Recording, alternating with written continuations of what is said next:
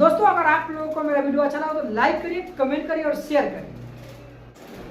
नमस्कार दोस्तों, खेसारी लाल यादव का एक वीडियो काफी तेजी से सोशल मीडिया पर वायरल हो रहा है, जो कि वीडियो एक स्टेज प्रोग्राम से वायरल हो रहा है। दोस्तों इसमें खेसारी लाल यादव किसी एक्टर के ऊपर हाथ उठाते हुए नजर आ रहे हैं और ये वीडियो भी पूरी तरह से सोशल मीडिया पे वायरल हो चुका है।